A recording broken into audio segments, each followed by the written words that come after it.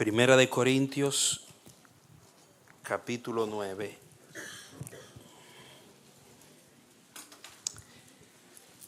Vamos a estar atentos para que el Señor así pueda hablarnos y podamos recibir la enseñanza.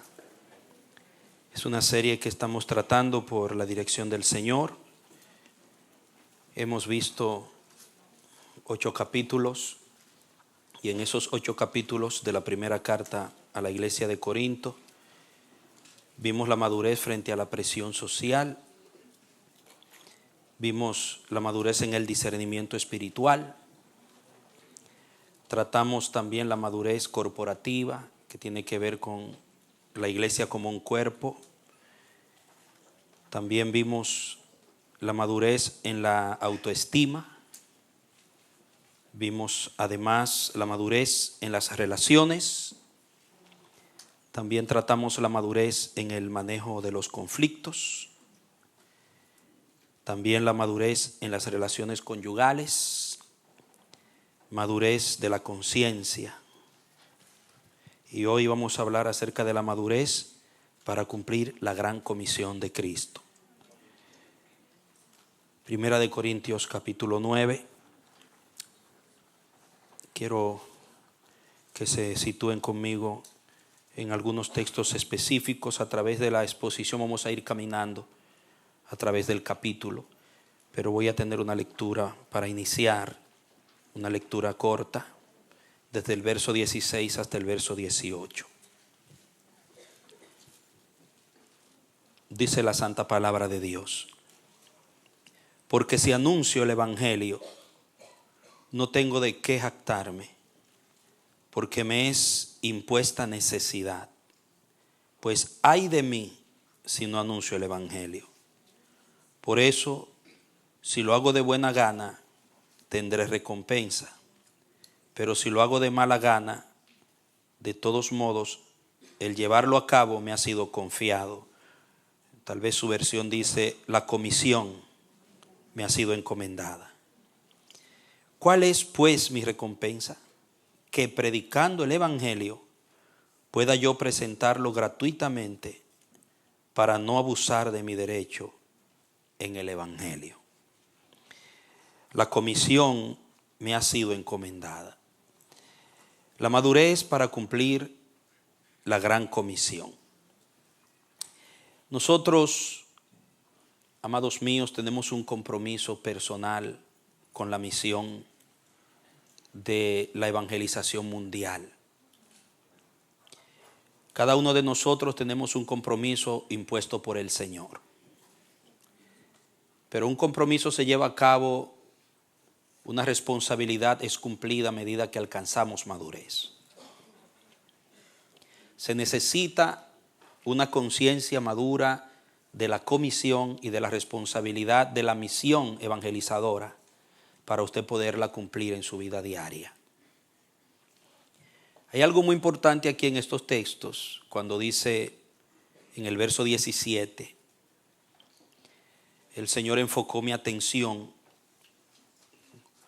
cuando dice, por eso, si lo hago de buena gana, tendré recompensa. Pero si lo hago de mala gana, de todos modos, de buena gana o de mala gana, de todos modos, dice, la comisión me ha sido encomendada. La palabra ahí es la palabra oikonomía, de donde viene la palabra mayordomía. De ahí se traduce comisión. Lo que significa que la comisión de Cristo, dada a los apóstoles y entregada a la iglesia, de ir y hacer discípulos a todas las naciones, es una mayordomía, realmente. De hecho, la palabra comisión, aquí se traduce comisión, pero debiera ser traducida la mayordomía del evangelio. Nosotros, cuando nos convertimos a Cristo, somos responsabilizados con una mayordomía. Y a medida que nosotros crecemos y maduramos, vamos aprendiendo cómo cumplir con esa mayordomía. Porque la idea de Pablo es que como un mayordomo le ha sido encargado una responsabilidad, que Él debe cumplir, por la cual tendrá que dar cuenta. Por eso Él dice, ay de mí, porque me ha sido entregada una mayordomía y yo sé que me van a pedir cuenta. Diga conmigo, todos nosotros tendremos que dar cuenta de nuestra mayordomía. Debemos administrar bien el tiempo. Debemos administrar bien nuestros cuerpos como creyentes. Debemos administrar bien nuestro dinero. Debemos administrar bien nuestra responsabilidad de ser testigos. La misión que nos ha sido encomendada. Y Dios nos va a pedir cuenta por todos ellos. Generalmente nos distraemos con las cosas de este mundo y fallamos en cumplir la encomienda que hemos recibido. Ciertísimamente la prioridad 1 de la iglesia es la adoración.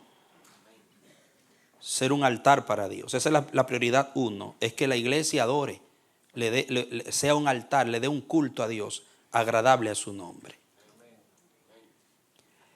La prioridad 2 es la evangelización. Dios demanda primero la prioridad 1 para luego hacer cumplir la prioridad 2. En el gran mandamiento se revela eso cuando dice, amarás al Señor tu Dios con todo tu corazón, con toda tu alma y con toda tu fuerza, con toda tu mente. Y el segundo mandamiento es semejante. El segundo mandamiento, prioridad 2, amarás a tu prójimo como a ti mismo. El altar, la adoración, el culto a Dios, tu intimidad con Dios, tu relación personal íntima con Dios, con la palabra, tu vida de agrado a Dios, es prioridad 1. Y ese es el reflejo de tu amor a Dios.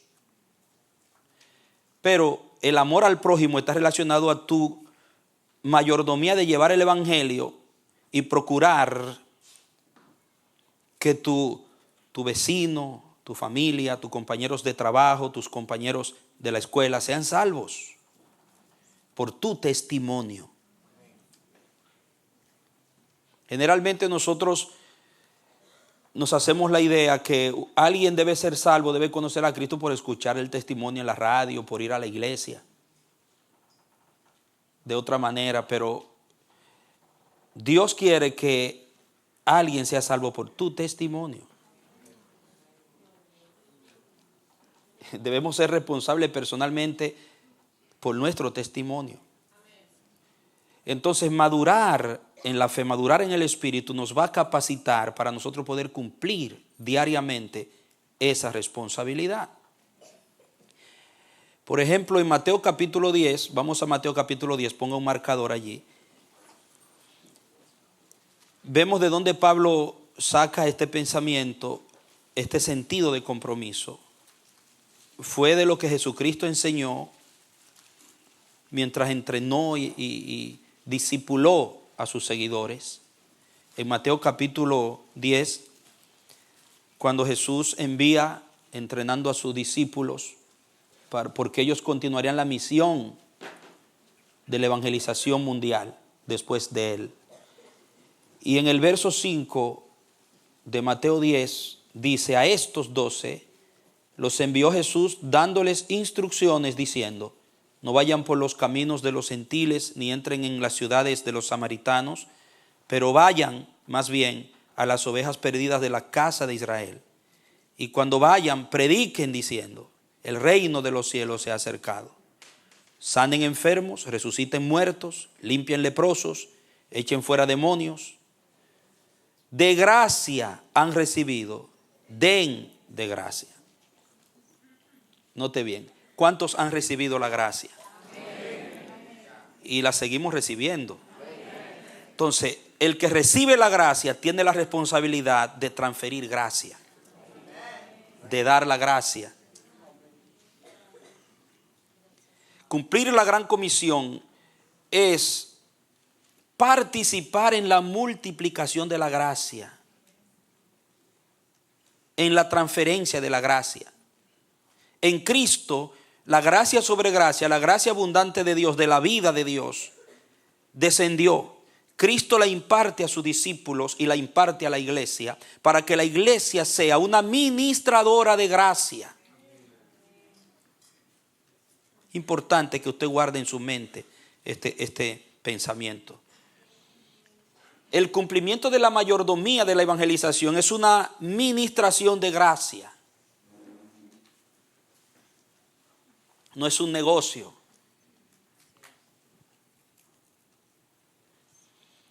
No es algo mercantil. Es gracia. No podemos vender el evangelio.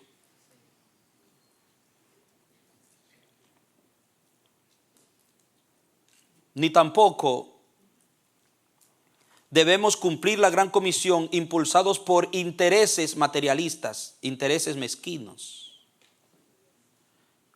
De gracia recibiste, de gracia da. La iglesia tiene un deber de ministrar la gracia a su comunidad gratuitamente, porque la recibió gratis. Por eso cuando Simón le quiere comprar a Pedro el poder del Espíritu Santo para él poder hacer lo mismo en la misma dimensión que Pedro, Pedro lo reprende duramente y le dice: tu dinero perezca contigo, porque Pedro fue enseñado por el maestro.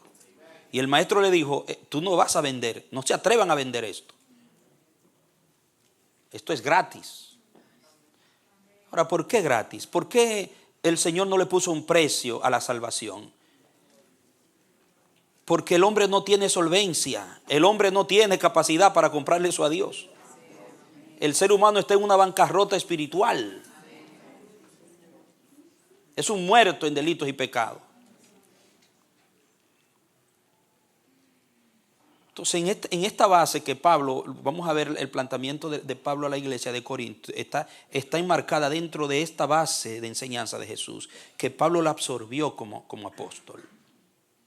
Y por eso en el 9 ustedes ven que dice, como diciéndole: ustedes no van a tener necesidad de cobrar, ni de esperar dinero, ni de ir movidos por intereses mezquinos, materialistas, sino a dar la gracia que han recibido de gracia. Porque dice: no se provean ni de oro, ni de plata, ni de cobre en sus cintos. Tampoco lleven bolsas para el camino, ni 2 vestidos, ni zapatos, ni bastón, porque el obrero es digno de su alimento. ¿Por qué? Porque el obrero es digno de su salario.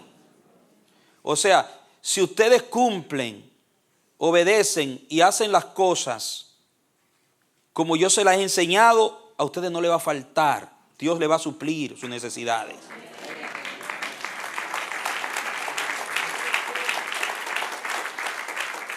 Si son obreros enviados por Dios, Dios se va a glorificar.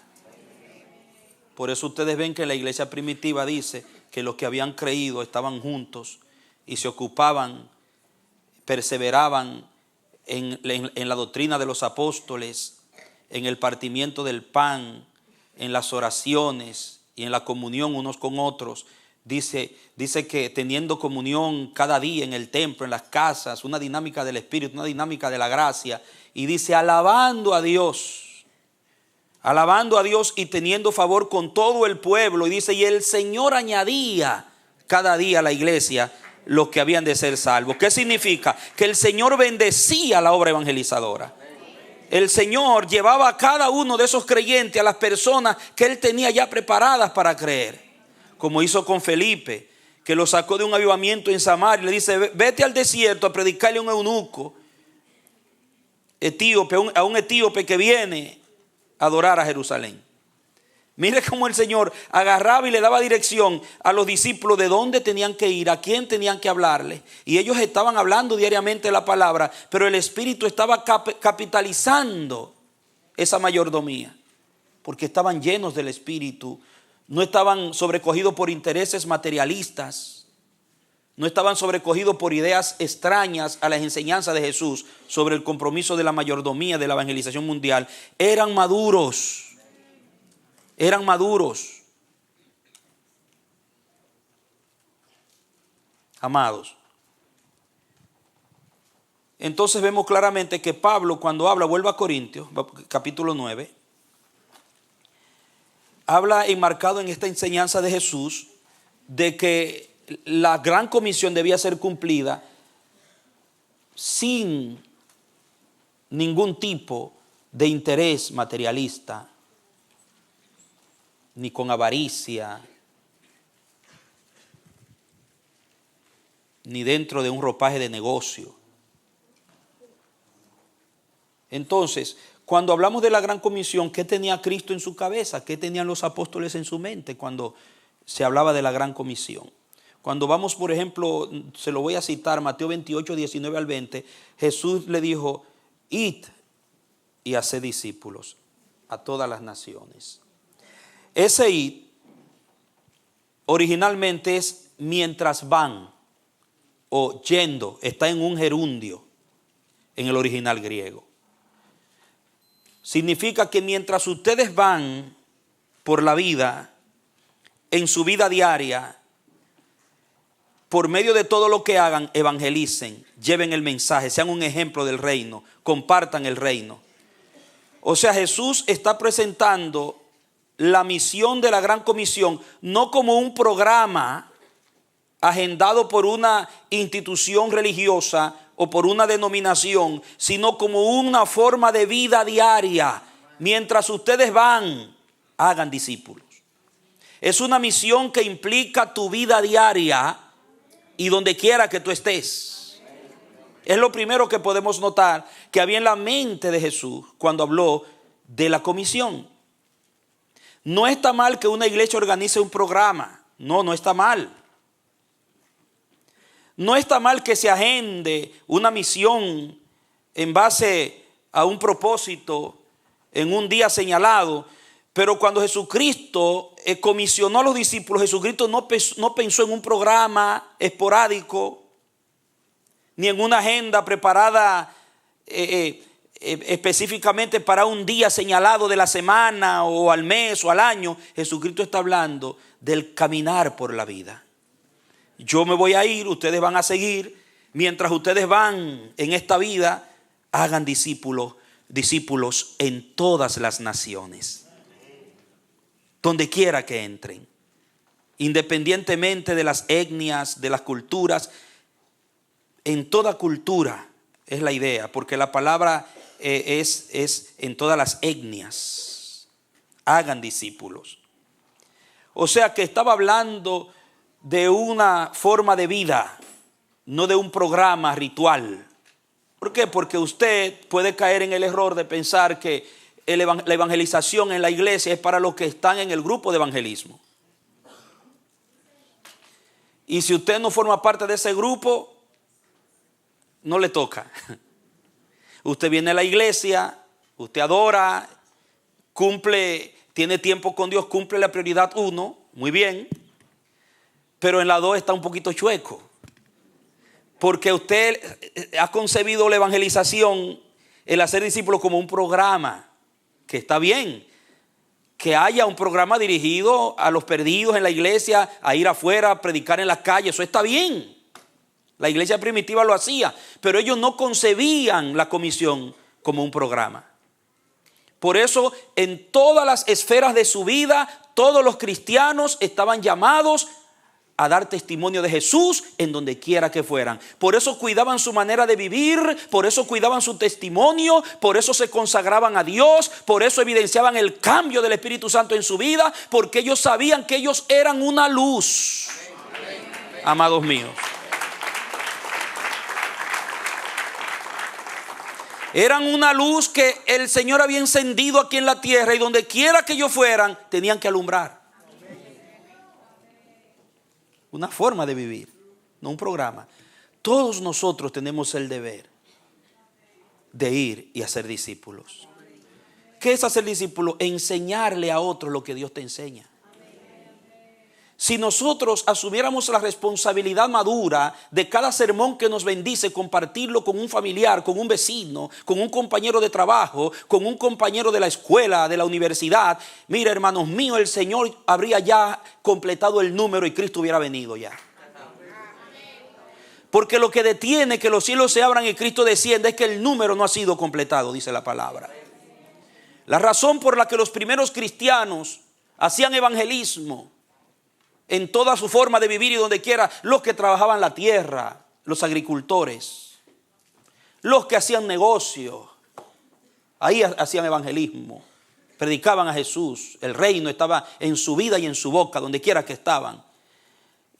Los que trabajan, bueno, en toda esfera de la sociedad estaban proclamando el evangelio del reino, porque ellos entendieron que Dios tiene en la tierra una iglesia que está completando, que fue predestinada desde antes de la fundación del mundo. Dios tiene preelegidos que van a ser llamados por la predicación, y cuando se complete ese número, entonces Cristo va a venir. Y a quien Dios le ha entregado la colaboración con Él para completar ese número es a la iglesia. Amén.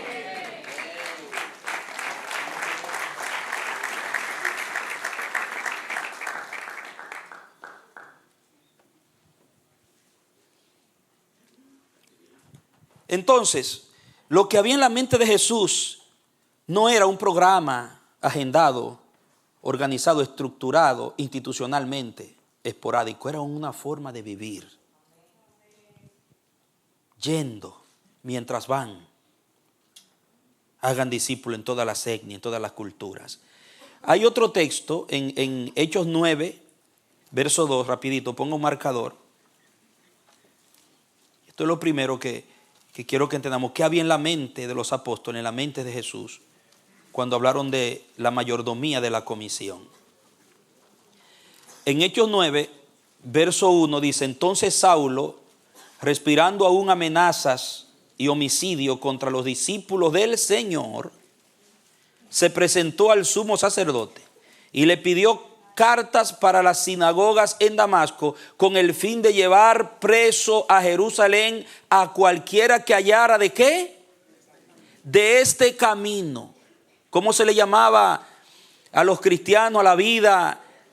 Este camino, un camino, los del camino se le llamaba. Era uno de los nombres que se le daba a los cristianos. Los del camino. Primero fueron llamados los del camino, los discípulos, los nazarenos. Y después el mundo en Antioquía le llamó cristianos porque predicaban a Cristo. Pero la misión de la iglesia, la misión de los creyentes es un camino, hermano. No es un programa. Eran los del camino. Y cuando se habla de un camino, ¿de qué se habla? De Cristo, muy bien. Pero cuando usted dice, mira el camino que cogió ese tipo, qué mal camino cogió, ¿a qué usted se está refiriendo? Vamos a ver. Cuando Dios dice a su pueblo, reflexionen en sus caminos, ¿de qué está hablando? Está hablando de la conducta, está hablando de la forma de vivir, está hablando del comportamiento, está hablando de sus acciones. Entonces, ¿qué es lo que quiere decir? Que esta iglesia, estos creyentes, estaban proclamando a Jesús en su manera de vivir. Sus decisiones impactaban, su comportamiento impactaba. En su comportamiento diario, donde quiera que estaban proclamando el evangelio del reino. Con acciones y palabras. Entonces la evangelización no es un programa que agenda una iglesia, una denominación. La evangelización es un modo de vivir. Yo alumbro donde quiera que estoy. Mi vida tiene que ser un testimonio donde quiera que yo me muevo. Hasta en el infierno que yo vaya, yo tengo que alumbrar y tengo que dar testimonio del evangelio.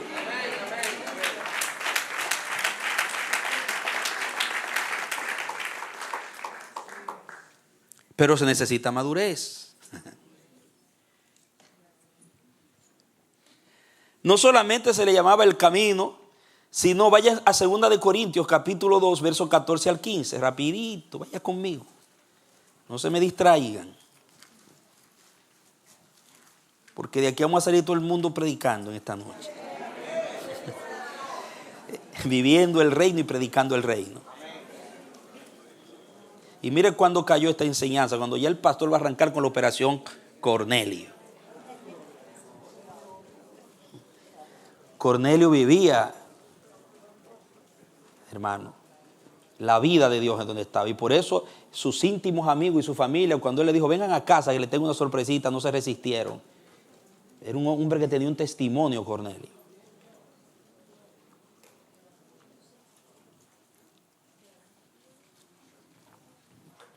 Bien, dije 2 de Corintios 2, 14 al 15. Mire qué lindo esto. Dice, pero gracias a Dios, que hace que siempre triunfemos en Cristo y que manifiesta en todo lugar. ¿Dónde? Diga, en el trabajo, en la escuela, en mi casa, en el barrio, en la ciudad, en las calles, en los callejones. Diga, en el tren, en el autobús, en el avión, en el crucero.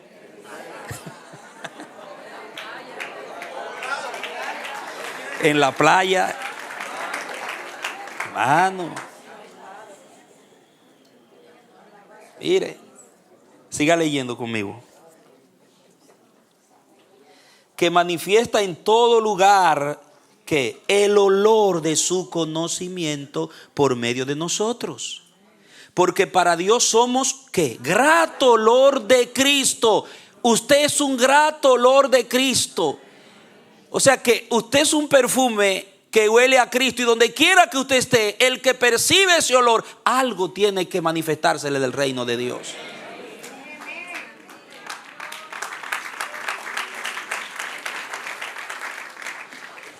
La evangelización, la comisión, no es un programa que usted cumple, es un olor que usted despide. Usted se imagina que usted va en el tren ahí y alguien lo huele. Este huele a Cristo. Huele a Cristo este. Oye, y si es un elegido, una elegida de Dios que todavía a Cristo no se le ha revelado, pero está escrito en el libro de la vida, y está al lado de usted, y de repente Dios le despierta el olor, y usted también, este huele a elegido, y se desata la predicación ahí, y ahí confiesa a Jesús. ¿Cómo creerán si no hay quien le predique? A los que predestinó, a estos también llamado.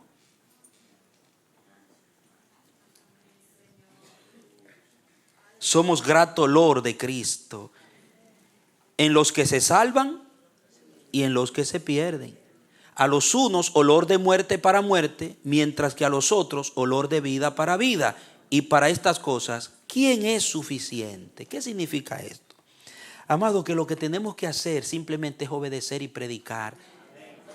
Lo que usted está llamado a hacer no es a convertir a la gente, es a dar su testimonio, es a vivir el reino donde quiera que usted está, es a oler a Cristo. Huela a Cristo, despide el aroma de Cristo, que el que es de Dios se va a convertir y el que no es de Dios pues no va a creer, porque Pablo dijo, no es de todos la fe. En el fin del mundo, dice, estarán los cabritos a la izquierda y las ovejas a la derecha. Hay un grupo de la izquierda y hay un grupo de la derecha. Ahora, por la predicación, cuando usted predica, aún así rechacen su mensaje. Si lo rechazan porque no es de Dios, la fe no le pertenece a ese, usted es olor de muerte para muerte. Pero ese olor a Dios le es agradable, no porque sea muerte, sino porque su obediencia es la que le huele a Dios bien. Porque Dios no anda oliendo a un muerto, Dios anda oliendo a los que le obedecen. La obediencia tuya, el aroma de tu obediencia que Dios respira. Entonces lo que Dios quiere es la obediencia de la iglesia en el cumplimiento de la gran comisión. Algunos aceptarán a Jesús, otros no, pero tú cumpliste. Tú despediste el olor, soltaste el aroma.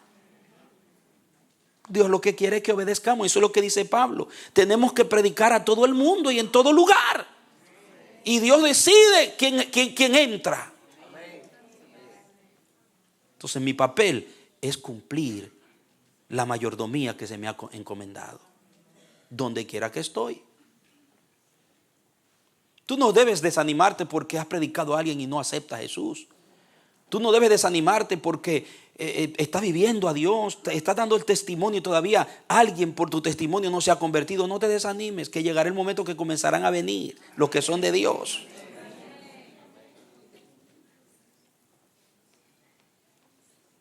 Hay que obedecer. Pero es importante aquí que entendamos que es un olor que despedimos. La evangelización, la gran comisión, la mayordomía de la evangelización no es un programa, aunque puede llevarse a cabo mediante un programa. No está mal, pero sería un extremo pensar que si yo no estoy en el grupo tal, o si no me invitan, o si esto, yo no voy a evangelizar. No, todos tenemos que oler a Cristo, todos tenemos que cumplir la comisión, porque se nos va a pedir cuenta. ¿Cómo es que nos ve Cristo a nosotros? Él es la vid y nosotros el tronco y la rama. ¿Qué es una vid? Una planta de uva. Entonces, ¿cuántos son ramitas pegadas a la vid? Todo el que ha recibido a Jesús y ha nacido de nuevo está pegado a la vid. Ahora, ¿cómo es que Jesús te concibe a ti?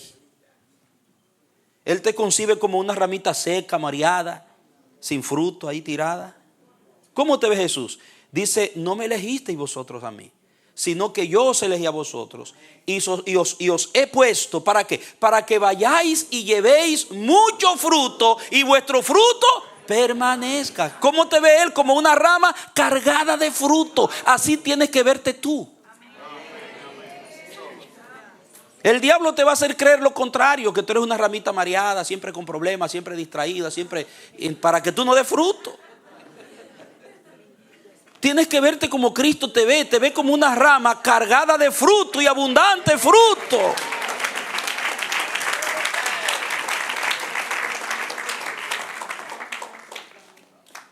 Amado, la gracia de Cristo fluyendo en ti te hace fructífero. Entonces, ¿qué hace el que ve la uva? Viene y agarra y come la uva, o se toma el vino dulce. Dice, oh, es la gracia. Otros comen de ti y también se llenan de Cristo.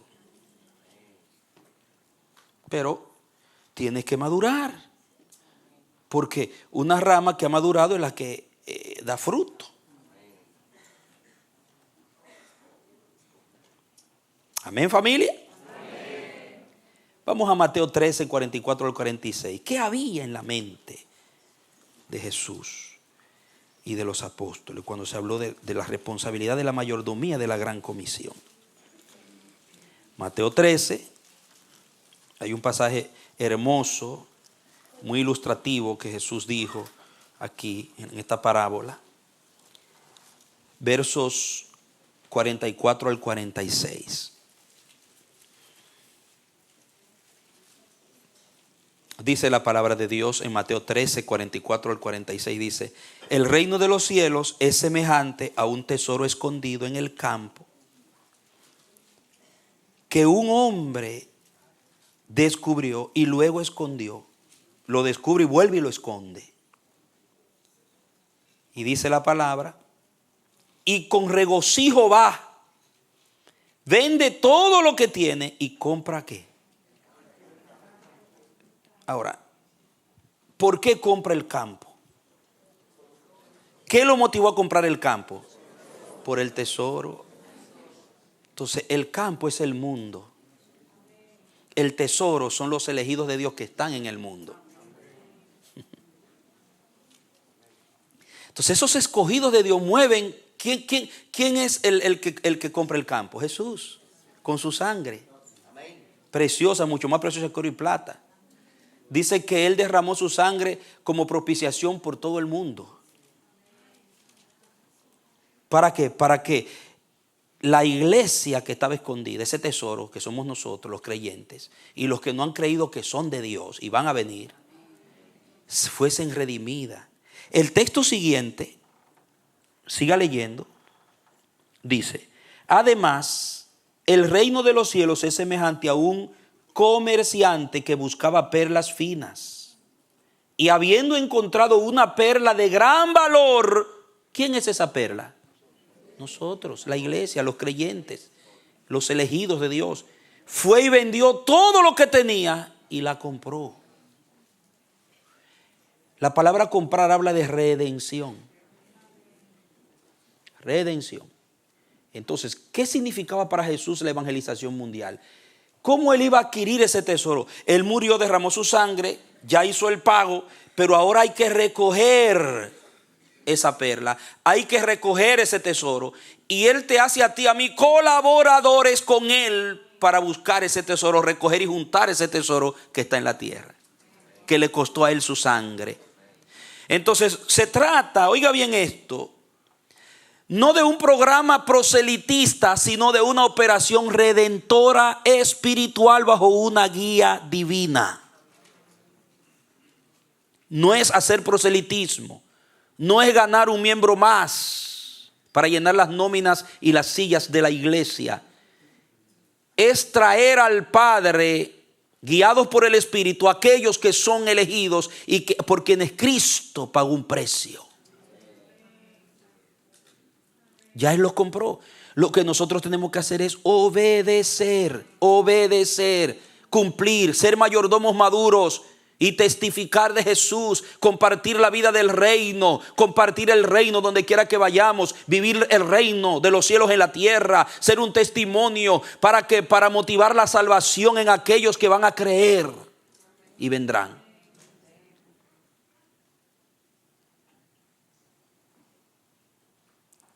Entonces, en la obra de la redención nosotros cumplimos un papel. Cristo hizo el depósito, Cristo pagó el precio, pero nosotros somos colaboradores para ir a buscar a los redimidos y traerlos.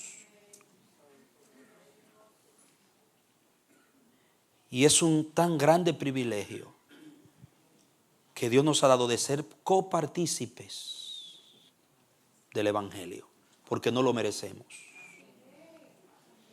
Dice que aún los ángeles anhelan participar de esto y no les es permitido. Hermano, imagínese usted nada más. Por eso, como es una agenda divina, Dios va a capitalizar esa misión redentora por medio de la obediencia de cristianos maduros, hijos e hijas de Dios maduros en su comunidad. Dios va a llevar a la madurez un cuerpo dinámico de la gracia en todo Nueva York, en todo Bronx, en las naciones, donde quiera que Dios nos lleve. Él va a dinamizar ese poder de la gracia para que nosotros podamos, dice, habiendo sido llenos del Espíritu Santo, ser sus testigos.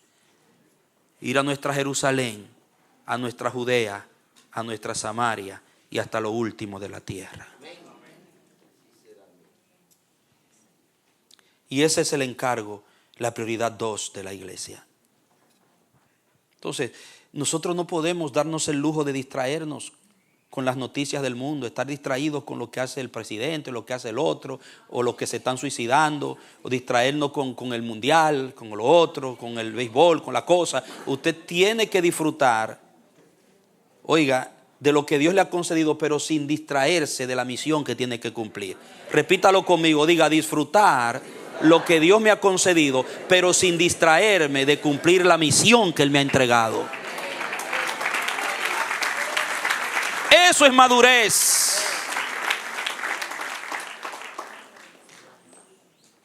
Esto es personal. El diablo va a tratar de distraer a la iglesia para que no cumpla su misión.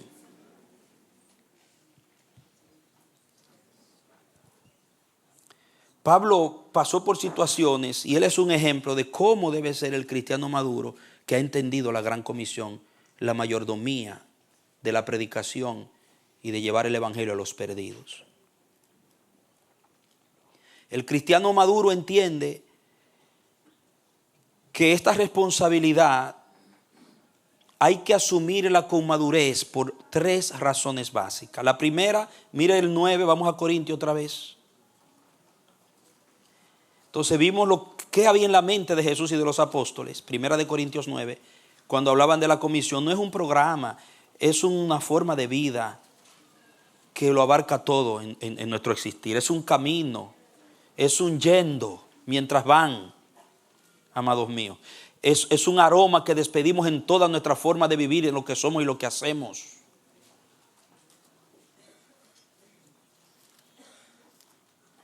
Dice en el 9, verso 1 al 3, vamos a leerlo ahora. Mire, ¿por qué ¿Cuál es la primera razón por la que hay que ser maduro para cumplir la comisión? Dice el 1, no soy libre, no soy apóstol. ¿Acaso no he visto a Jesús, nuestro Señor? ¿No son ustedes mi obra en el Señor?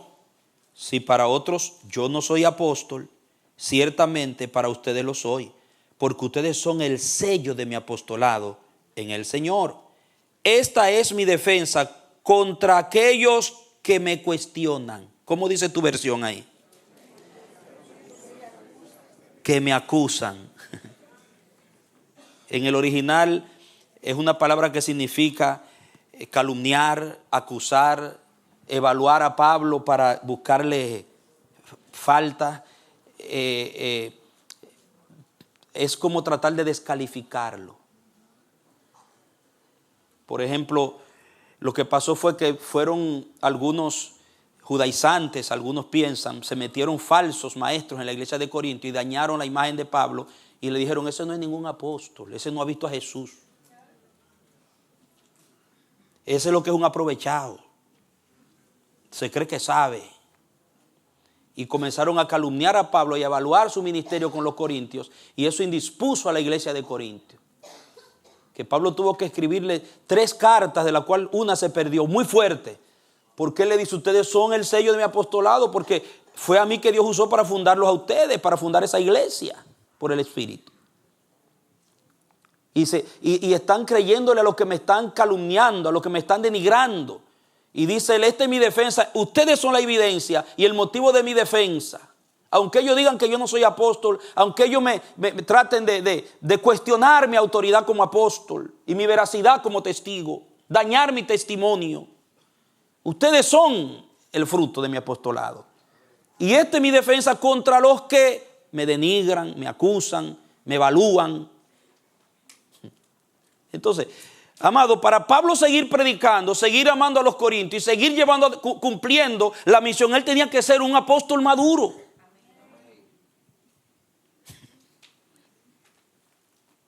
Entonces, la primera razón por la que debemos madurar para cumplir la comisión es, amados míos, porque habrán cuestionamientos, habrán acusaciones, habrán calumnias sobre el que predica el evangelio.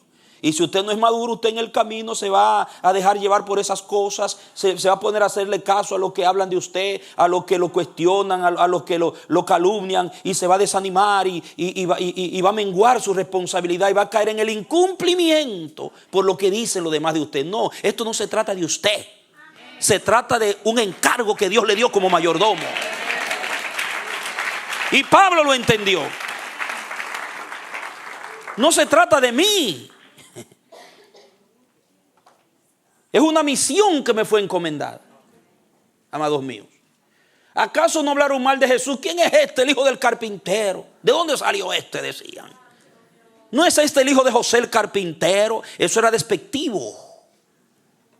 El carpintero. O sea, mira a la clase y de Nazaret. Le decían que tenía demonios. Cuando purificó el templo, ¿de dónde sacó esa autoridad con la que habla? ¿De dónde la sacó? Como diciéndole, él no se sentó a estudiar, yo no lo vimos. Muéstrame tu credencial, le decían a Jesús. Ay, si se lo hubiera. Mire, gracias a Dios que no se la mostró, sino hasta la resurrección. ¿Usted se imagina que le hubiera sacado el carnet del Padre de allá arriba? Pero no, la envidia de los religiosos, hermano. Pero Jesucristo se detuvo. Jesucristo le hizo caso a eso. Jesucristo iba para adelante, porque el Padre le entregó un encargo y él tenía que cumplir. El único que tiene, a quien yo le tengo que dar cuenta, es el que me comisionó. Y el único criterio que a mí me puede detener y me puede neutralizar es el criterio de quien me envió. Pero hay que ser maduro. Por eso Pablo nada lo detuvo. Entonces usted tiene que ser maduro para dar testimonio en su comunidad, para evangelizar y cumplir la mayoría de la comisión. Porque lo van a murmurar, lo van a criticar. Cuando usted predica, la luz está confrontando la oscuridad. Y hay gente que bueno, le van a dar gracias por el mensaje, lindas palabras, oye, qué bien tú hablas y esto. Pero hay otros, empezando por su propia casa, que no, usted no le va a ser muy simpático por predicar y vivir la vida de Dios aquí en la tierra.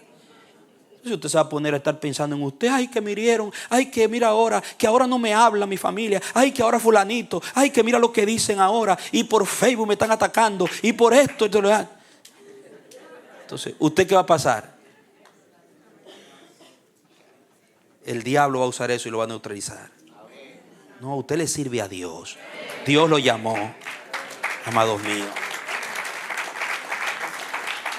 Mire, y uso lo de Facebook porque hoy tuve una consejería con una sierva, ella está aquí, y gracias al Señor, Dios está haciendo una obra muy poderosa. Y se le ha levantado la familia por el Facebook, y yo le hablé, le mostré sobre estos aspectos. ¿Comprende?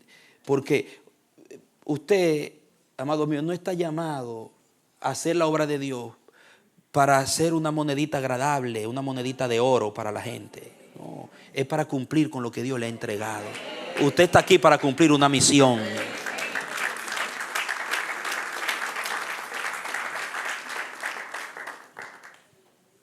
Como la sierva con la que hablé hoy. Firme. Adelante con Cristo. Dando el testimonio. ¿Por qué? Porque si a usted lo están atacando, si a usted lo están denigrando, es porque usted está predicando la palabra. Es porque usted está viviendo el reino. Eso es una prueba de que usted está viviendo lo que Dios le ha entregado. Ah, pero si todo el mundo se ríe con usted y lo aplauden y todo el mundo, entonces revísese. Como Spurgeon, cuando mandaba a sus alumnos, los capacitaba porque era un ganador de almas y los mandaba a predicar a las ciudades, a sus ministros. Cuando regresaban, venían y le decían, él le preguntaba, ¿cómo te fue? Y le decían, bueno, me apedrearon. Uno llegaba con un chinchón aquí, un cortado. Otro llegaba, no, que fulano. Y cuando venían y él le decía, bien, buen siervo y fiel, seguimos para adelante, siga para adelante predicando. Y cuando venía uno y le decía, bueno, oiga, me dieron cafecito, Spurgeon, me invitaron a comer, mira, me trataron como un príncipe. Y dice, váyase a orar, le decía.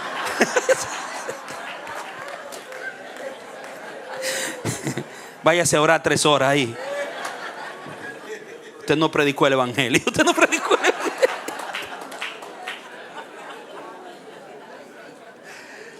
O sea, no es que usted va a estar regañando a todo el mundo predicando el evangelio. No, se predica con amor. Pero eso no significa que lo van a recibir con ese amor que usted lo predica todo el tiempo. Entonces tiene que ser maduro para seguir predicando, seguir viviendo el reino, seguir alumbrando, aunque usted lo denigren, aunque digan lo que digan. Antes, cuando usted cometió un error, nadie decía nada, pero ahora cuando usted da un fallito humano, di que es cristiano. ¿Usted me entiende? Y hablando de Cristo, y que es cristiano. Pero antes nadie le apelaba.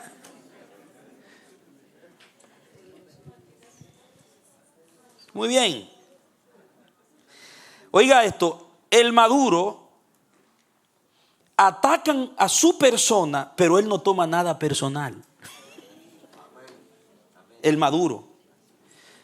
Aunque ataquen su persona, él no toma nada personal porque no se trata de él, sino de quién él representa y de lo que él representa.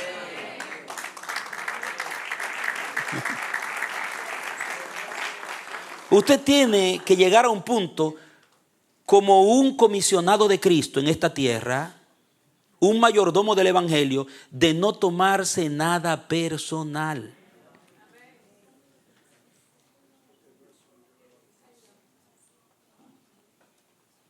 ¿Acaso no dijo Jesús, gócense, alégrense cuando por mi causa los vituperen y digan toda clase, diga toda clase, diga toda clase? ¿Y por qué tú estás tan deprimido por lo que dijeron de ti?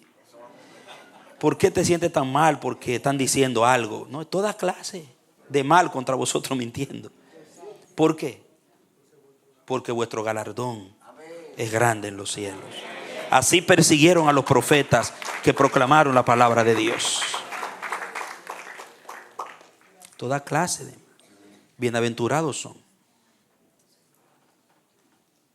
O sea que cuando alguien me denigre, cuando alguien me calumnie, cuando alguien me evalúe y me trate de desautorizarme, yo tengo que ser feliz, dice Jesús. Bienaventurado soy. Su felicidad tiene que estar en sufrir por mi causa. Wow. Porque el que no está dispuesto a sufrir por la causa del reino no puede ser un instrumento para el avance del evangelio del reino en esta tierra. ¿O no dijo el Señor en su oración, orando al Padre, que el mundo los aborrecerá? Guárdalo del maligno. Y como ellos no son del mundo, el mundo los va a despreciar, los va a aborrecer. Ustedes saben que a Jesús lo crucificaron con calumnias. Vinieron varios mentirosos, pagados, y lo calumniaron, y él como cordero no abrió su boca, enmudeció, porque no se trata de mí, se trata de la misión que el Padre me entregó. Yo tengo que morir, tengo que entregar. Él no puso a defenderse. Esos mentirosos habladores, eso es mentira lo que están haciendo. Búscame un abogado para que me defienda contra. No, él tenía que cumplir la misión, hermano. Y si Dios tenía que usar esos habladores para cumplir la misión, porque bien, hay que dejarlo que hablen. Digo, a los mentirosos en mi barrio decían habladores, con una J grande, habladores. No con H, habladores, con J, habladores.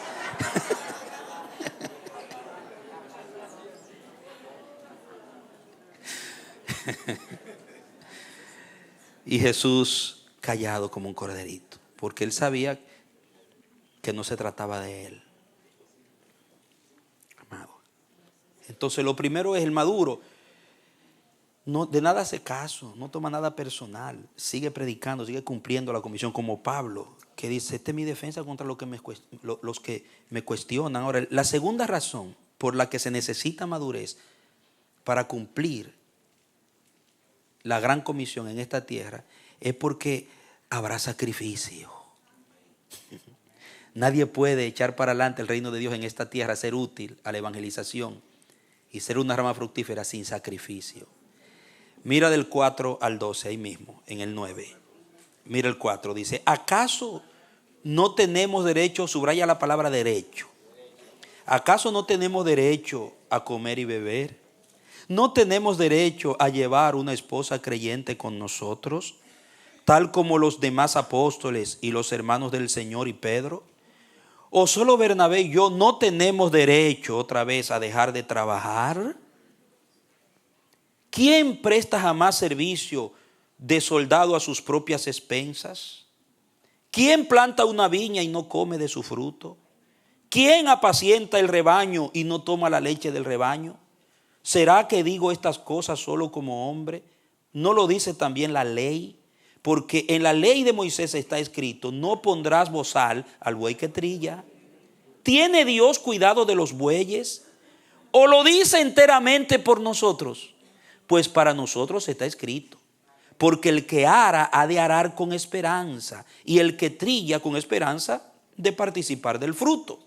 Si nosotros hemos sembrado cosas espirituales para ustedes, ¿será gran cosa si de ustedes cosechamos bienes materiales? Si otros participan de este derecho sobre ustedes, ¿no nos corresponde más a nosotros? Sin embargo, aquí viene. Sin embargo, nunca usamos de este derecho. Mire todo el derecho que dice Pablo que tienen.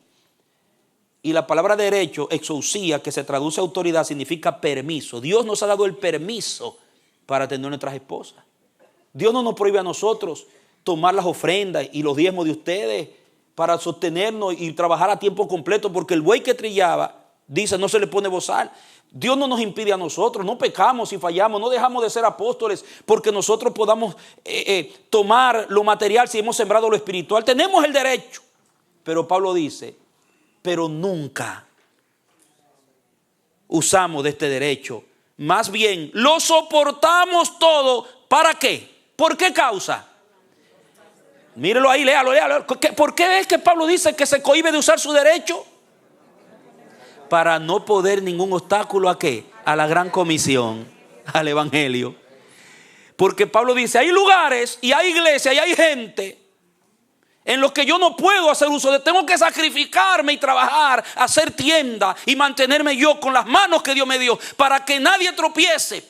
Porque yo no quiero que la palabra y el evangelio de Cristo se estanque por mi causa, por mi derecho. Mi derecho en la colita y la comisión en la cabeza. El derecho mío está allá atrás. Y mi responsabilidad de cumplir la comisión y predicar a Cristo sin poner tropiezo está adelante. Eso es sacrificio, hermano. ¿Sabe qué dice Pablo? Nosotros podemos vivir cómodos. Nosotros podemos disfrutar lo que disfrutan todos los demás. Pero nos hemos cohibido, nos sacrificamos cuando esto se torna en un perjuicio del avance del evangelio. Wow, hermano. Hay que ser maduro. Porque hay muchos que viven peleando por su derecho y pensando en su derecho. ¿Qué le importan las almas ni el evangelio? Cada quien anda buscando lo suyo. Entonces, hay que ser maduro para llevar a cabo la gran comisión, porque implica sacrificar muchas veces, no siempre, pero muchas veces nuestro derecho. Escuche bien esto. La razón es porque habrán momentos que el hacer uso de nuestro derecho estorbará el avance y dañará la imagen del evangelio. Entonces el inmaduro pone sus derechos primero, aunque sufra el evangelio. Eso lo hace un inmaduro. Primero pelea, primero piensa en su comodidad, en su confort, en su derecho. Si Dios a mí dice, la palabra dice, Dios dice que yo tengo esto, que allá ellos. Sí, espérate, pero Pablo no se manejaba así. Aunque Dios me dice que yo puedo tomar ofrenda y exigirle a esta gente que me mantenga, porque yo sembré lo espiritual y yo le he servido a ellos, y la iglesia yo la fundé en el nombre de Jesús. Yo, como esa gente están tan inmaduras, yo no puedo hacer uso de ese derecho, porque yo me constituyo un aliado del diablo para detener la obra de Dios, y no lo voy a hacer. Entonces, no depende tanto de tu derecho, sino ni siquiera de lo que Dios dice en algunos momentos, sino en el resultado que eso va a traer, en las consecuencias que eso va a traer para el avance del evangelio. Ustedes saben de estos ministros que son un escándalo por la manera ostentosa como viven. Estos ministerios que dan culto a la ostentación y están siendo un tropiezo para el evangelio. Y a ellos no les importa. Ellos dicen, que Jehová me dice que yo soy un ungido, Jehová me dice que yo soy un bendecido. No podemos hacer caso de los ignorantes. Y hay gente que no va a la iglesia por esos malos testimonios, por esa imagen que le han dado al evangelio, hermano. Porque ellos están pensando en su derecho. Yo tengo derecho a vivir bien, yo tengo derecho a comer en el mejor restaurante, yo tengo derecho a vestirme los trajes de marca, yo tengo derecho a usar los relojes de marca. Soy el ungido, el bendecido. No importa que el evangelio tropiece. Hay lugares donde tú puedes vivir así y no afecta el evangelio, pero hay lugares donde tú no puedes ir a meterte con esa mentalidad, porque va a afectar el avance del evangelio. El derecho tuyo llega hasta donde estorba el avance del reino de Dios. Si es verdad que hay amor y hay madurez. Yo recuerdo en Bonaire nosotros teníamos una congregación pequeña en un estado alejado y era un lugar muy sencillo, de vida sencilla. La gente vestía muy sencillo, no había mucha ostentación. Y mi esposa y yo íbamos vestidos con mis trajes, mi flu, mi esposa bien vestidito. ¿Sabes? Como a la negrita le gusta vestir bonito, le gusta, ¿entiendes? Entonces, y la jipeta que me llevé de acá, que me regalaron, y me la llevé, una jipeta, una Ford Explorer Limited. Y nosotros llegábamos a Rincón, se llama el lugar, en nuestra jipeta y con traje y la cosa, y nos dimos cuenta, el Espíritu nos hizo sentir porque como que la gente se provocaba un distanciamiento. Y habían gente que querían llegar a la iglesia, pero ellos se veían como que no encajaban por la forma ostentosa como nosotros íbamos a ese lugar. Entonces Dios nos reveló orando a los dos. Saben, ustedes tienen que entender que hay lugares donde ustedes pueden ir así. Y hay lugares donde yo voy a llevar el evangelio en sencillez, más sencillo. Entonces, vístanse un poquito más como ellos. Oiga esto. Vístanse un poquito más como ellos. Sencillo. No vayan con tantas cosas. Y la jipeta, si puedes ir con tu hermano tal y deja ya la jipeta un rato. Ve para que tú veas. Hermano, y hubo un cambio en la aceptación. El evangelio comenzó a tener éxito. ¿Por qué? Hermano, hay cosas que son claras, pero nuestro egocentrismo y nuestra inmadurez no las ve.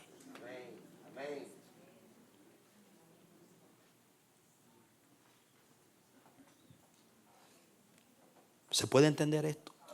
Entonces el inmaduro pone su derecho primero, aunque sufra el evangelio. El inmaduro está enfocado en su comodidad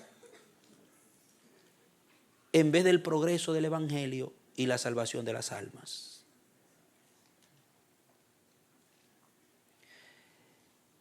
A él le interesan más sus prestigios y su imagen que la imagen del evangelio y del reino.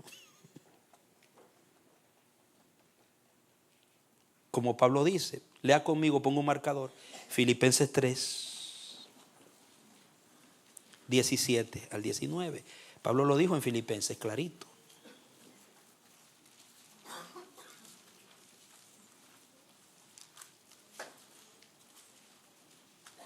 Dice la palabra, Filipenses 3, 17 al 19.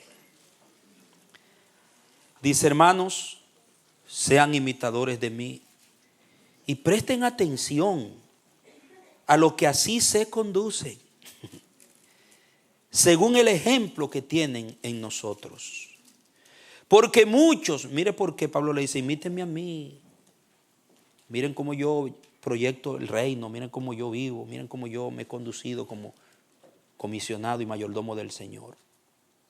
Porque dice, porque muchos andan por ahí, de quienes les hablaba muchas veces, y ahora hasta lo digo llorando, dice Pablo, hasta lo digo llorando, que son enemigos de la cruz de Cristo. El fin de ellos será la perdición. Su Dios es su estómago. Su gloria se halla en su vergüenza. Y piensan solamente en lo terrenal. Oiga eso. Están concentrados en su reputación. Están concentrados en su propia imagen primero y en sus gustos en lugar del avance del reino. A ellos no les interesa el avance del reino. Lo que les interesa es lo de ellos. Y lo digo llorando. Cuídense de ellos e imítennos a nosotros. Miren cómo nosotros le hemos vivido delante de ustedes. Hermanos míos. Triste, pero inmadurez. Inmadurez. Entonces muchas veces y en algunos lugares conviene más sacrificarnos nosotros por el evangelio y no sacrificar el evangelio por nosotros. ¿Estamos de acuerdo en eso? ¿Usted lo recibe eso? Hay muchos que sacrifican el evangelio por ellos. Hermano, hay que ser maduro para hacer eso. Por ejemplo, si usted lee en el 18, ahí mismo en el 9:18, mire, 9:18, dice, ¿cuál es pues mi recompensa? Que predicando el evangelio pueda yo presentarlo gratuitamente para no abusar de mi derecho en el evangelio. A pesar de ser libre de todo, de todos, me hice siervo de todos para ganar a más. Para los judíos me hice judío, a fin de ganar a los judíos, aunque yo mismo no estoy bajo la ley. Para los que están bajo la ley, me hice como bajo la ley, a fin de ganar a los que están bajo la ley. A los que están sin la ley, me hice como si yo estuviera sin ley, sin la ley, no estando yo sin ley de Dios, sino en la ley de Cristo, a fin de ganar a los que no están bajo la ley. Me hice débil para los débiles, a fin de ganar a los débiles. A todos he llegado a hacer todo para que de todos modos salve a algunos. Y todo lo hago, ¿por qué? ¿Por qué lo hago? Por causa del evangelio, para hacerme copartícipe de él. Pablo decía, yo quiero yo mismo ser el evangelio. Oiga, Pablo entendió tanto su mayordomía, entendió tanto su comisión, que él no era alguien que predicaba, él mismo dice, yo mismo quiero ser esa predicación. Que yo hable, mi vida hable sin palabras. Y por eso me sacrifico, me hago de todo, aunque no practico las cosas que son pecado de ellos.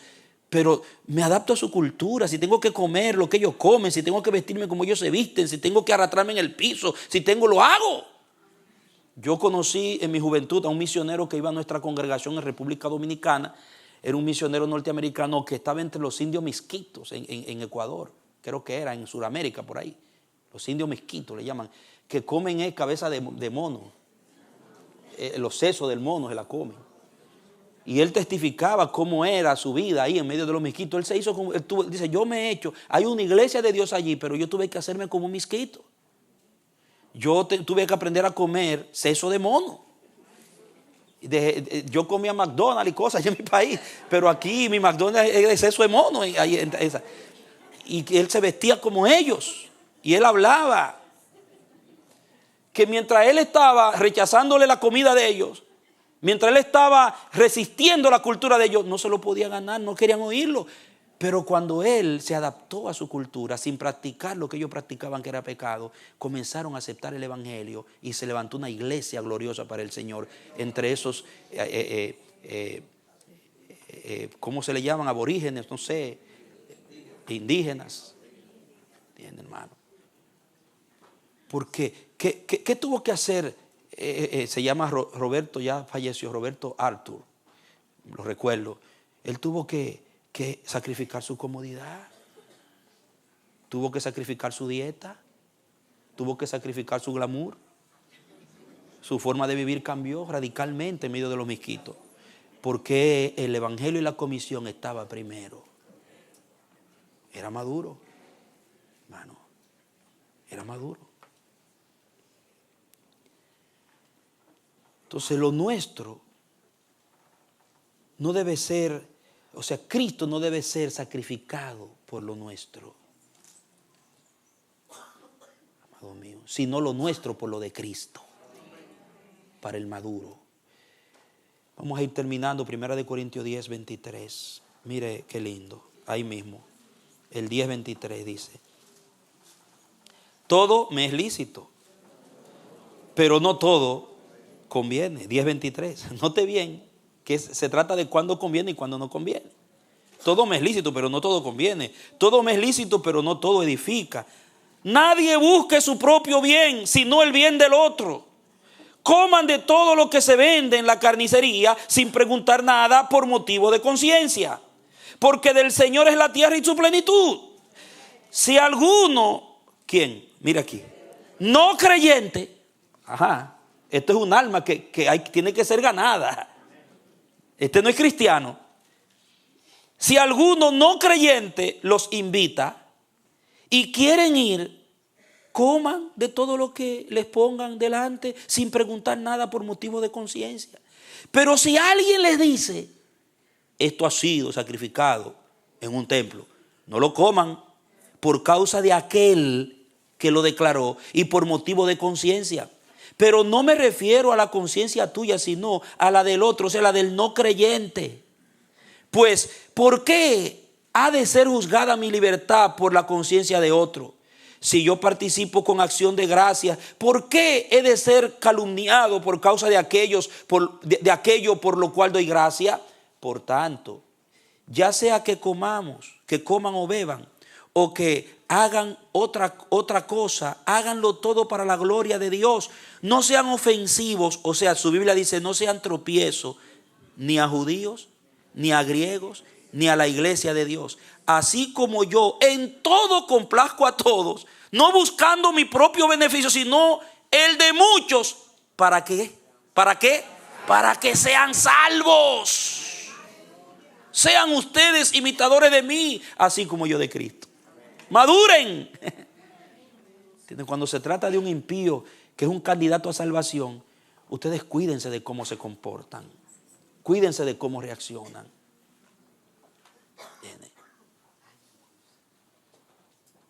Madurez. Amados míos.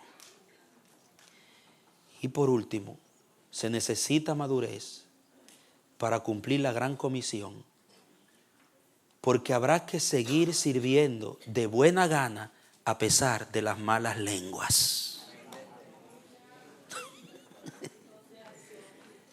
Hay que seguir sirviendo de buena gana a pesar de las malas lenguas. Al cristiano inmaduro, cuando hay una mala lengua, se le mata la buena gana. Y si tú eres maduro en Cristo y entiendes tu compromiso con Dios, tú no vas a permitir que las malas lenguas te maten la buena gana. Tienes que seguir sirviendo con gozo. Tienes que seguir sirviendo con buena voluntad. Tienes que seguir sirviéndole al Señor porque tu compromiso es con Dios. Y es a Él que vas a dar cuenta. Y ahí está la conclusión en el 9, 13 al 18. 13 al 18 dice: ¿no saben que los que trabajan en el santuario comen de las cosas del santuario? Dice, de las cosas del santuario, es decir, los que sirven al altar participan del altar. Así también ordenó el Señor a los que anuncian el evangelio que vivan del evangelio. Pero yo nunca me he aprovechado de nada de esto, ni tampoco he escrito al respecto para que se haga así conmigo, pues para mí sería mejor morir antes que alguien me quite mi motivo de orgullo. Porque si anuncio el evangelio, no tengo de qué jactarme, porque me es impuesta necesidad. Pues ay de mí si no anuncio el evangelio. Por esto, si lo hago de buena gana, tendré recompensa. Pero si lo hago de mala gana, de todo modo, el llevarlo a cabo me ha sido confiado. ¿Cuál es pues mi recompensa? Que predicando el evangelio pueda yo presentarlo gratuitamente para no abusar de mi derecho en el evangelio. O sea, Pablo dice, no me importa lo que piensen, lo que digan, yo seguiré sirviendo de buena gana. La calumnia, la denigración y todo lo que andan diciendo y cómo me andan juzgando, desautorizando, dañando mi imagen, su lengua no va a detener, su mala lengua no va a detener mi buena gana. Y un texto que no puedo dejar de leer está en 2 Corintios 12, 14 al 15, para concluir por esta noche, amado, y gracias por su preciosa paciencia. 2 Corintios 12, verso 14 al 15 dice, he aquí, estoy listo para ir a ustedes por tercera vez y no les seré carga, porque no busco las cosas de ustedes, sino a ustedes. Pues los hijos no tienen obligación de atesorar para los padres, sino los padres para los hijos. Sin embargo, de muy buena gana gastaré yo de lo mío y me desgastaré a mí mismo por sus almas. Denle un aplauso al que vive.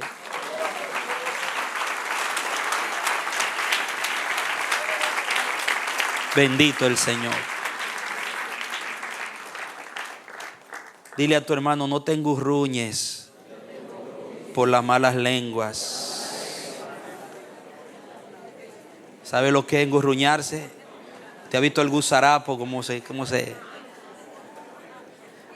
No permita que las malas lenguas maten tu buena gana. Sigue sirviendo a Dios con buen ánimo. Y ama a todo el mundo como Pablo. Aunque amando más, sea amado menos, dice. Cuando somos maduros, las malas lenguas no matan nuestra buena gana. Pero cuando somos inmaduros, las malas lenguas matan nuestra buena gana. Hasta una profecía puede matar tu buena gana. ¿Sabías eso? Puede venir alguien con una palabra profética que te tumbe el ánimo. Entonces, buena gana significa buena voluntad, voluntad propia, hacer las cosas con una disposición del corazón. Amén, hermanos. Amén. Conclusión. La comisión prospera y avanza sobre los hombros de cristianos maduros, cristianos discípulos, no sobre los hombros de cristianos inmaduros. Yo quiero decirte que sobre tus hombros están escritos los nombres de almas que serán salvas por tu testimonio. Tienes que pensar eso. Tú tienes tatuado sobre tus hombros de manera invisible. Entiende tu responsabilidad, la salvación de muchas almas. Vive el reino. Testifica donde quiera que esté. Haz de la evangelización tu modo de vivir. No tengas miedo, hasta las moscas que se te pongan en el hombro. Háblale de Jesús. Dios mío. Y vive el reino para que tu testimonio hable por sí solo. Se lleva a cabo la gran comisión con toda la vida y en todo lugar. Todo lo que somos y tenemos debe estar al servicio de la gran comisión. ¿Estamos de acuerdo? Todo lo que somos y todo lo que tenemos tiene que estar al servicio de la gran comisión. Por eso hay hermanos que por el Espíritu van a prestar su casa para que allí se levante esa operación Cornelio, porque su casa, todo lo que son y lo que tienen, va a estar al servicio de la gran comisión. La comisión no debe estar limitada a nada ni por nadie. En mi vida la comisión que Dios me dio no puede estar limitada por nada ni por nadie. No debemos condicionar la comisión a lo que digan de nosotros, o si me apoyan o no me apoyan, o si me dan o no me dan algo, me reconocen o no me reconocen. Absolutamente que no. El compromiso es con quien me envió. Yo debo cumplir, porque Él dice que el obrero es digno de su salario. Y aquel que dijo, yo estaré con vosotros todos los días hasta el fin del mundo, nunca me abandonará. Siempre estará conmigo, amados míos. Aleluya. Bendito sea su nombre. Alabado sea el nombre del Señor. Aleluya. ¿Cuánto alaban a Dios? Amén. Amén. Madurez. Yo te reto a que ores a Dios, que te conceda aunque sea una persona a quien tú le puedas transferir lo que tú estás recibiendo de Dios. Un amigo, una amiga, un familiar, un compañero de trabajo, con quien tú te sientes aunque sea una vez a la semana y tú le transfieras orando por él o por ella lo que Dios te está dando a ti, para que tú veas cómo tu vida va a ser transformada diametralmente en la dimensión de la gracia. Cuando la gracia que se recibe responsablemente se comparte para adelante, la vida del creyente es transformada. El evangelio crece en los países de persecución, en China comunista, en Norcorea, en Irán, en Irak, en Vietnam, en Cuba y en muchos países que son cerrados, porque hay personas que han entendido la gran comisión, que están usando todo lo que son y todo lo que tienen para llevar el mensaje, aún de forma clandestina, exponiendo sus vidas, su libertad y sus comodidades, porque han entendido que es una forma de vivir. Ahí no se puede hacer un programa. Ahí hay que vivir el evangelio. Hay que testificar donde quiera que tú estás, porque solo así la obra avanza. Ojalá que así sea en nuestra tierra norteamericana, en el Bronx, en Nueva York, que Dios se provea de un grupo de creyentes que dan de gracia lo que por gracia reciben, con responsabilidad, que entiendan que esta es una responsabilidad personal del quien te ha comisionado y que un día nos va a pedir cuenta. Padre, gracias por tu bendita palabra. Gracias, Señor amado, porque tú sigues hablándonos a través de esta carta. Pablo no se detuvo de llevar el evangelio por lo que dijeran, no dijeran, por cómo lo trataran, porque su compromiso era personal.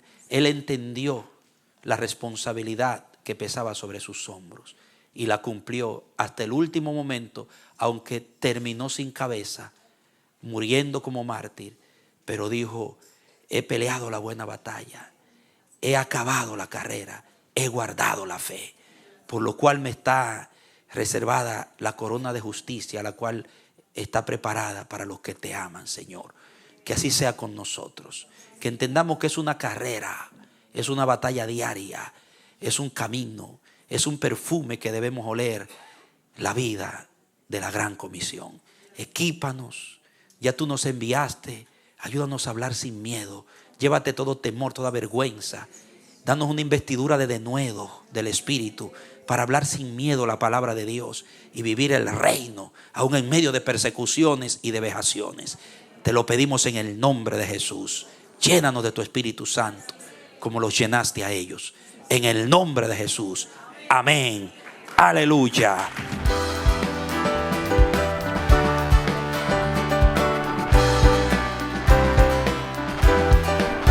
Este ha sido su programa Voz de Restauración. Si desea comunicarse con nosotros, escríbanos al P.O. Box 70, Bronx, New York 10473, o visita nuestra página web www.elamanecer.org. Nos despedimos hasta la próxima. Que Dios te bendiga.